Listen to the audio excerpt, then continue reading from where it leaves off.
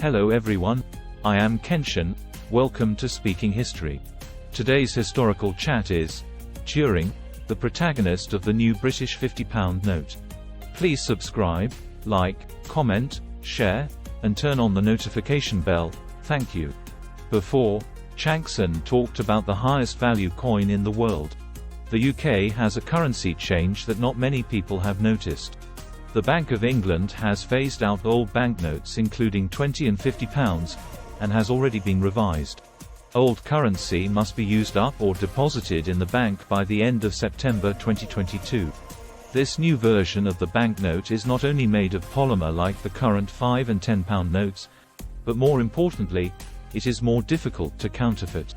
After the deadline, old banknotes can still be deposited in the bank, but they cannot be circulated. Among them, the £50 banknote that has been in use since 2011 will be replaced by a £50 banknote with Turing printed on it. Many people know him because of the Imitation Game, played by Benedict Cumberbatch. The content is to unlock the most difficult code machine, Enigma, in World War II, but there is very little comprehensive talk about his life. Today, Kenshin will try to talk about it. On June 23, 1912, he was born in Paddington, London. His father was a British civil servant working in India. His mother went to India when he was 1 year old, and he was left in the UK. In 1926, he passed the general entrance exam and entered Sherborne School. There was a strike that year, just like in the UK this June, so he ran to school from home every day, which was not too difficult for him who almost had Olympic standards later. But in school, he had a hard time adapting to the curriculum. For example, he always solved problems in his own way instead of the teacher's way. Even so, he still won almost all possible math awards.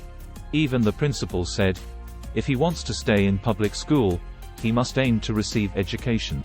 If you just want to be a science expert, it's a waste of time in public school. In addition to his own experiments, he read Einstein's paper on relativity and Eddington's article on quantum mechanics in The Nature of the Physical World during his school years. At this time, he and Christopher Morcom established a rare friendship because they studied and shared scientific ideas together. But Christopher died in February 1930, which was a big blow to him. When his good friend was sick, he had a premonition of death, thinking that it was something that science could not explain, and later wrote, "It's not difficult to explain these things, but I want to know." In 1931, he went to King's College, Cambridge to study mathematics. In 1933, he came into contact with von Neumann's 1932 text on quantum mechanics. He recalled this event many times in his life. This year was also the rise of Hitler in Germany and the anti-war movement in the UK. He also joined the anti-war movement, but did not turn to Marxism or pacifism like others. The reason why he is known as the father of computers is more because after the war, he was invited by the National Physical Laboratory in London to design a computer. The report of the Automatic Computing Engine, ACE, was submitted in March 1946, which is the original detailed design of the computer in the modern sense. In 1950, he published Computers and Intelligence, in which he seemed to foresee the problems that would arise with the development of computers, and further studied the core issues of today's artificial intelligence. That is, the Turing test proposed in this paper in 1950 is still a tool used to answer whether a computer is intelligent. The turning point in his life was when he was arrested in 1952 for violating British homosexual regulations when he reported the details of a homosexual incident to the police. He stated that the reason for calling the police was because he was threatened with extortion. On March 31, 1952, he was tried as a homosexual, and apart from believing that there was no problem with his behavior, he did not provide any defense reasons. He was sentenced by the court to 1 year in prison for obscenity or an alternative plan of estrogen injection. He accepted the latter and returned to academia to start new research in quantum theory, spin or representation of elementary particles, and relativity. Although he was completely open about his sexual orientation, he was forbidden to talk about it due to the Official Secrets Act. 2 years after being chemically castrated by the British government, he committed suicide at home. There was an unfinished apple with a solution of cyanide on the bedside, but his mother thought it was an accident. In 2009, British Prime Minister Brown officially apologised to the public for his suicide due to charges related to homosexuality at the time. However, the charges were not pardoned by Queen Elizabeth II until 2013.